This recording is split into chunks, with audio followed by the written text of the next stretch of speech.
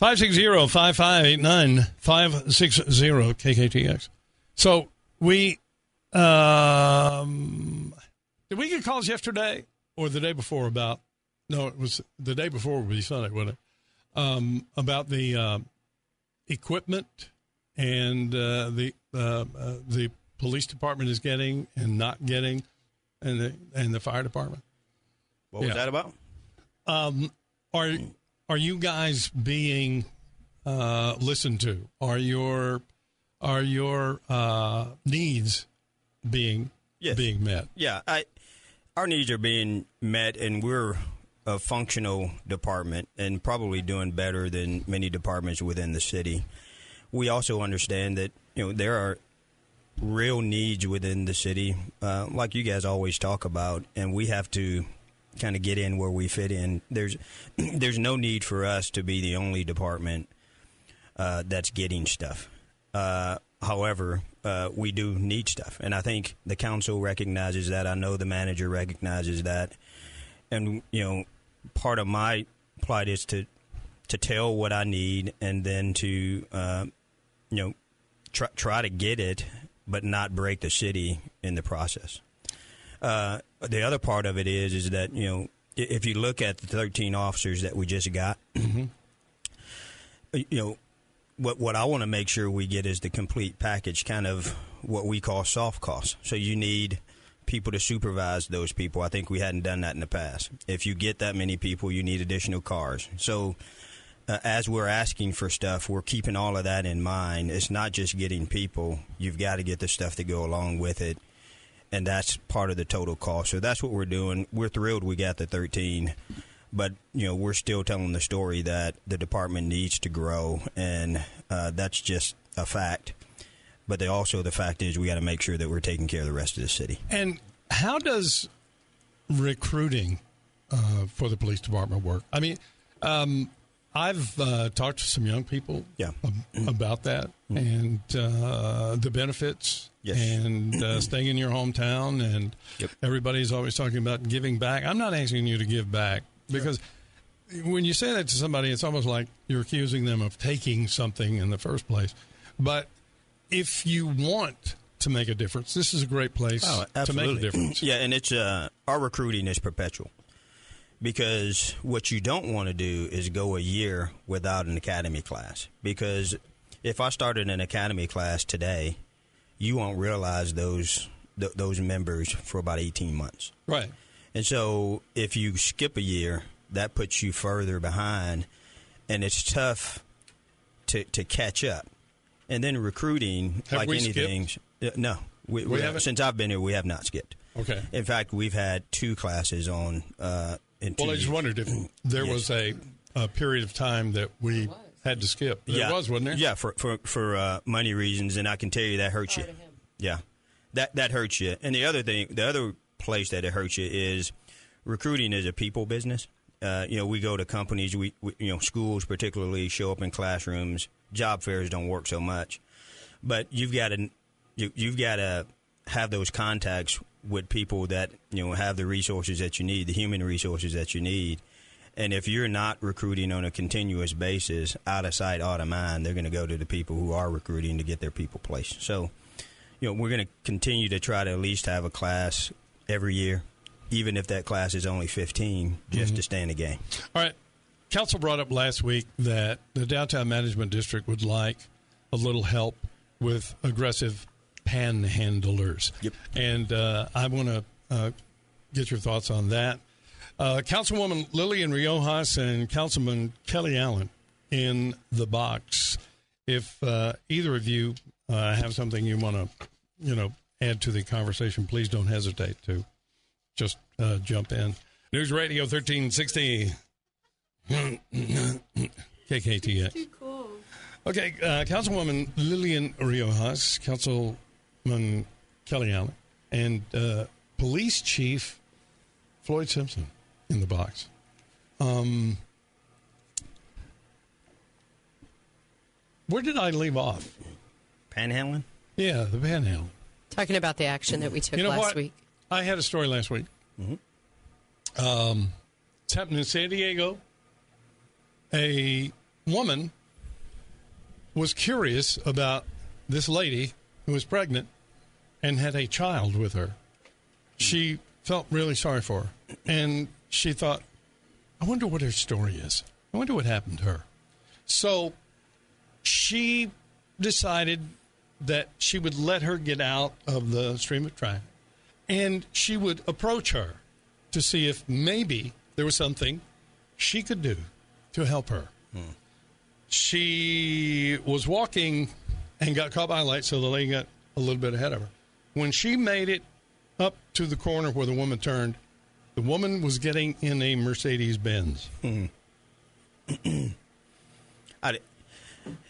You hear those stories. I don't think that's common. Well, no. I'm sure it happens, but I had it, and I had her on tape. Talking about. Yeah, we've got to do. I think we got to do something, particularly aggressive panhandlers. We have an ordinance on the book that deals with that. Aggressive is just what happened to you, a guy grabbing you by the arm, or can't take no for an answer, behind you, begging for money while you're at an ATM, that sort of thing. What I'm trying to tell listeners is not to ignore that. They should call and try to get a good description on the person so that we can go out and talk to them. Here's the deal. Yeah. I participate in the food bank. Mm-hmm. I donate to a couple of charities, most especially the Salvation Army, Catholic charities, and that food bank thing that you can do at HEB every time one of those things is out. Yep. Now, that said, I don't get credit for that. I'm telling you that there is no need for as much as goes on in this city. There's no need for somebody to stand out and ask you for money unless they're going to use it for recreational purposes. And we got a problem. I mean, the police department gets, stuck holding that bag because they want us to do something about it. But there are also other entities that have to engage, whether that is, drug counseling. Of course, we talk about that. People have to be ready to take that. Whether it's affordable housing, whether it's more mental health outreach, there's got to be some answer other than my guys putting handcuffs on them, taking them to jail, and before you know it, they're right back out doing the same thing. Or telling a story about they have been close to an Ebola victim, and we'll shut the whole place down. But we as a community together, we've got to take a reasonable stance. But it's tough getting, 3 people in a room to agree on what reasonable stances are. Well, here's what I don't understand. The people that get vehement about this, that you have to help people, all right? I don't believe they're looking past to what the real problem is. Mm-hmm. You've got reputable business people who have been the backbone of this community, and in a lot of ways, the backbone of downtown. Sure. Staying through all that adversity, managing to keep their doors open, and they hear every day customer after customer after customer complain about aggressive panhandling. Yes. So, are you going let's just take Water Street. Mm-hmm. If you stand there with Lomax, or you stand there with Liz McCampbell or Celaretta or Oscar, people stop them time after time after time. And it's not to give them the hug, pat them on the back for the great service or the delicious food. Yep. It's complaining about the panhandle. Got a couple bucks. And it sounds like, what is your perception after that? That, I love going to Water Street, the food is great, but they're just not doing anything about, they can't get anybody to listen. I mean, you're doing a good job of listening to them, but, when you say the same thing over and over and over again, and the problem doesn't improve. Yeah, and the fight is, if I crack down hard, one side will go, oh, my God, you're criminalizing being poor, and these people, you've got to help them. They're just hungry. Then the other side is, come on, Chief, you need to, as one council person in another city says, you should break their backs. You should break their will. And I read that in the newspaper. A council person said that. And I thought it wasn't our council people. It was actually in the Dallas Morning News. A councilman up there said that you told the police chief that you should break their backs and break their wills. And you guys thought I was hard. Yeah, and so of course, the tractor said, how can you do that? Their wills and backs are already broken. Their spirits are done. What are you doing? So, interesting discussion around the country about this very same issue. Yes, but there is a choice here. Yes. You see what happened in San Antonio where the police chief really got chastised because he wanted to bring forth an ordinance that made it illegal to give.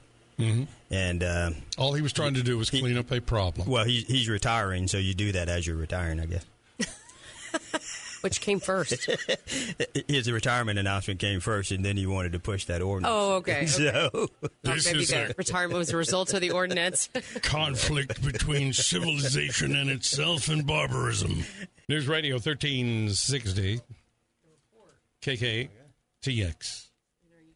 Chief Simpson in the box with Councilwoman Riojas and Councilman Kelly Allen. So the downtown management district, has that been decided? So yeah, we voted on it last week, actually. More walking patrols at specific times? Kelly? Right. That's another great thing for downtown, if I may touch on it, and working with the chief. And the chief and I have had several meetings, and we brought in Terry Sweeney. Once again, I can't give kudos to Terry enough. Council passed allocating, I believe, around $160,000+ to work with the chief and the downtown management district, basically to get more police presence down there, and that's through public-private, and that's through hiring police officers to hit the streets more often and create that deterrent that we were just talking about to discourage some of the panhandlers maybe to move on to somewhere else and allow the businesses to thrive downtown. Well, the folks at Lowe's and Fish's, to their credit, have always said, don't give them money. Make a donation to us. We'll feed them. We'll take care of everything. And all right. There was a situation last week where a guy had a giant pistol. He works at a place. He lives upstairs. And there was a pretty hysterical 911 call. Yeah. The dispatcher had a problem discerning the address because she wasn't really clear. And then to make matters worse, the lady hung up. Yes. So there's no follow-up. Go ahead. That kind of got me a little bit because people were, frankly, saying that the dispatcher needs more training and yada, yada, yada. And that kind of stuff, I know it shouldn't, but it drives me crazy because you just don't know unless you know and you've been down to dispatch to know what these people go through. Exactly. And me, I've got a different ear. And what I heard was a dispatcher that did a fabulous job trying to figure out. What people don't understand is, the address pops up on the initial call, and that dispatcher is sending somebody now. What she's trying to do is to develop more information to give those officers as they're already on their way. Right. And so for people to take shots at that dispatcher kind of raises the hair on the back of my neck. It does mine, too, because these are the same people that will talk about something somebody said was insensitive, or you need to take this into consideration, and that unicorn music will start playing. Yeah. And not thinking about this woman, and I think I know who it is. This woman works some long-ass hours. Long hours, watching 4 screens. Somebody's yelling in her ear. Right. And when those calls come in, not only is somebody yelling in their ear, a supervisor is hovering behind your back. Right. Not to watch you, but to give you support so that you can get people out very quickly on those critical calls. And she did. Absolutely, she did. Right. And so in a way, I guess I'm sticking up for her. But part of me, actually, my hair raises on the back of my neck when I hear people criticizing those dispatchers because they're our lifeline. All they have to do is... I invite you to go down there, please. Yeah. Yeah, I beg you. Friday night's coming. Yeah. Clear off your calendar. Yeah, before Go you down there and sit down. Yeah, before you hit send on those silly comments on those stories, I beg you to go down. Yeah. If you qualify, because you've got to pass a background test. Yeah. I beg you to go down and just I was thinking about that, too. Yeah, so.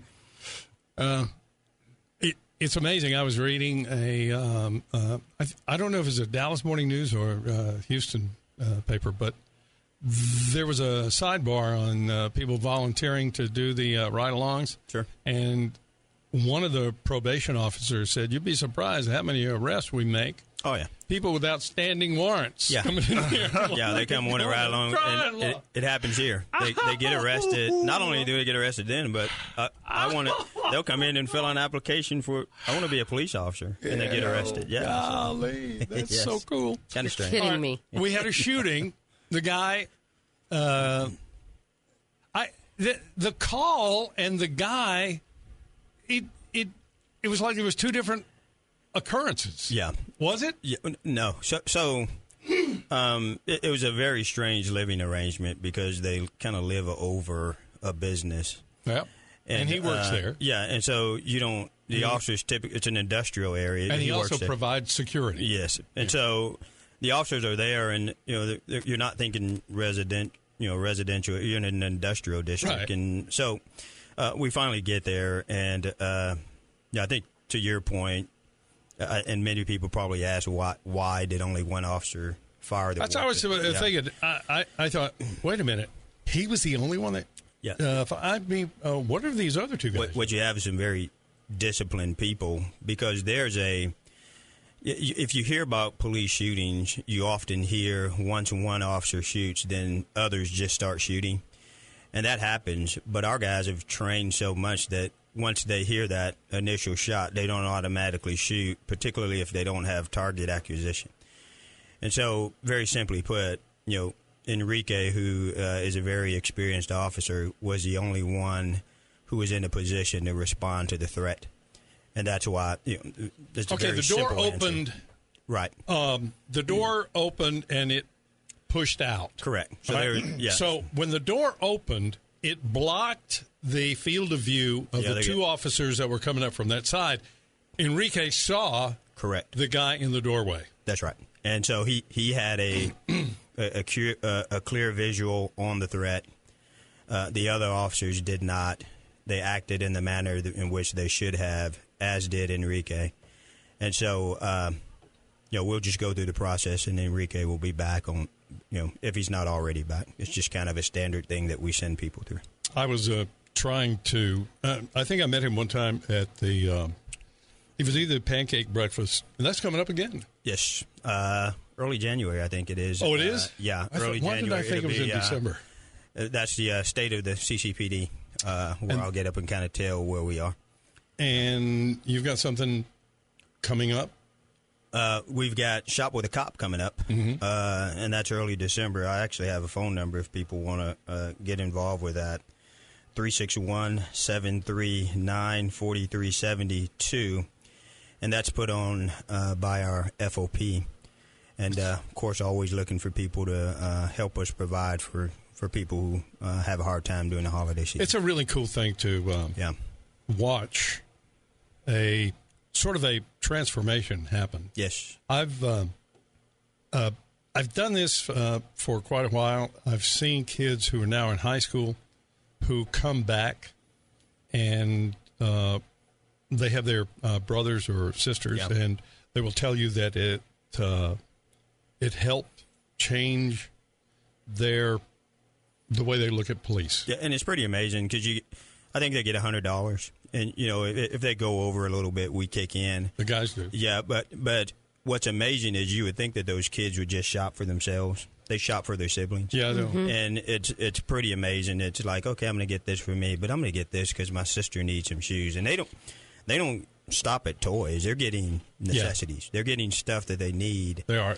And that's the amazing part for me. If you go down there and watch it, you'll get a lump in your throat. Absolutely. When is it, Chief? It's starting, I think, after Thanksgiving, and it'll go through about the 20th of December. Okay. I apologize, I don't have the exact date, That's okay. but I'll get them to Sam. But we're threw that number out, the 361-739-4372. And if you're interested in helping out, whether, coming out and helping organize the kids or making some donations to the FOP, we certainly want you to do that. We did. Yeah, nice. Mm-hmm. You always do. Valero always does.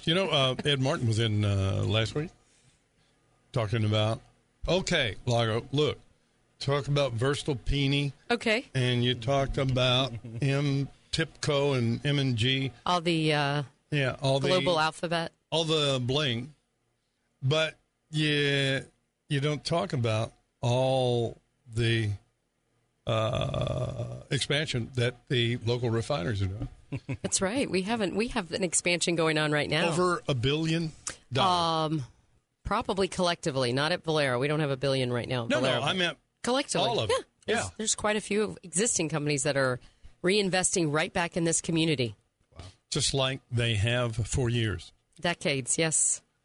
Maybe I want to ask a question, and you could direct me to whom I should approach.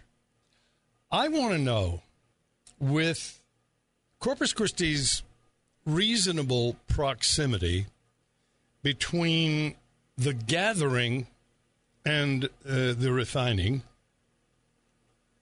Yes. Why are our gas prices in Corpus Christi among the highest in the state usually? Who could I ask? For years I heard it was market driven. No, it was a local family that and I have no idea. Who could I ask that would be? I get asked those questions quite a bit, Jim, and really we just suggest people talk to one of the associations about market prices and how that is determined on gas prices.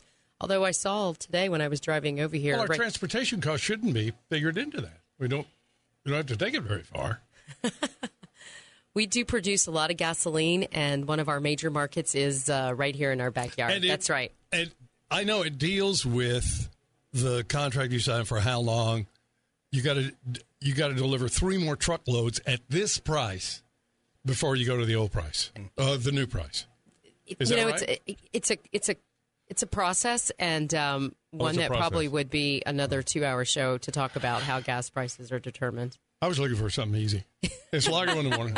News Radio 1360 KKTX. Is that your kind of? AWB. Pick up the pieces. Yeah, I like that. First time I heard that, I went, oh, God, are you kidding me? Get me in that band. We should do roller skating to that. Yeah. Wow. The Wolfman Jack in the house. I love it. You're not old enough for that, are you, Lily? I do remember that. Come on now, Chief. You do? You really do? I'm older than I look. In the late 70s, wasn't it? Yeah. See? Oh, was that in American Graffiti? Yeah. Who? Wolfman Jack? Jack? Come on. Oh, Wolfman Jack. I heard Wolfman Jack on the radio when he was doing it. Did you know him? No, I never heard the guy, but it's really a great thing to do. Yeah, baby, it's time for the Wolfman. Oh, okay. Who's it? Diana. Good morning. Welcome to Lago in the Morning. Hey, Lago. Hey. I just wanted to let the chief know that last week I arrived over at a house that we're remodeling. There was a strange car in the circular driveway. The people that I had working there did not recognize the car. They didn't know where it came from. We let it stay there for a few hours, and then I called the non-emergency number because I didn't know if it was stolen. I mean, it was so weird.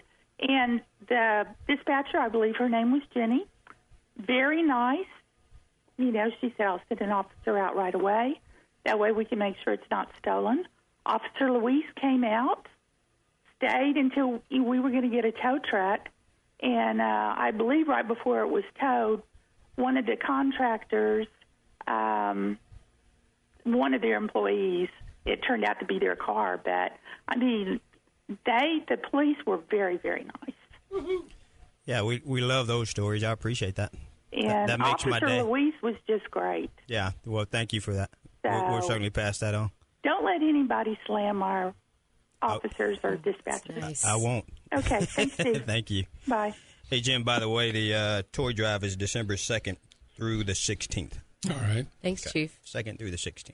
2nd through the 16th. I might try to go Toy peek drive. in. I mean, shop with a cop. Not Get a toy what? drive. Get a peek? I try to go peek in. Yes, go watch that for myself. Well, I think it's important. You know, we donate lots of money and time to things, and Have you so ever seen it? I haven't Busloads. been. No, that's why I haven't been. I should go. Yeah. Busloads of kids coming from all When are you over. going to go, Jim? I'll go with you. Whenever they Invite you. say, hey, we're going today or we're going tomorrow, and I go down there. Usually a Walmart. Usually at Walmart's. I was trying to look on my calendar. I think I'm going on the maybe the 12th or something like that. Okay. But yeah. What's right out SPID? I'm going on the 11th. Best Target? December 11th. They Usually Walmart's, right? They're usually at Walmart. It's usually at Walmart. Green. Yeah, there's one at Greenwood. Yeah, it's incredible to watch these kids come, and some of them are kind of bashful and shy, and then they go up, and it's kind of funny because it's a reverse of roles, Yes, if you will. The police officers, men and women, standing around, different uniforms, because you got Border Patrol guys, you got Highway Patrol, you got sheriffs, you got Corpus Christi Police, you got other. Anyway, the kids are walking around inspecting the officers. I like the way this one looks. Oh, you get the children pick the officer they want to shop with. Yeah, I love it. Yeah, they'll connect with you, and if there's not a pair, then the organizers will pair you up. But it's pretty amazing because they bargain shop. So here's $100, and they know that okay, I can get this, this, and this, and they know not to go over the $100. So it's pretty amazing. I asked Hooper one year. I said, I want to go. So you got left out this time. How's it feel to be the last kid on the baseball team? Oh, he wins because he showed up to volunteer. Yep. All right. Lillian, thank you. Thank Kelly, you, Jim. Anytime. Yes, sir. I hope you'll come back. Chief, it's always a pleasure, man. Thank you, you sir. very much. Thank you. Have yourself a Bluebell Country Day.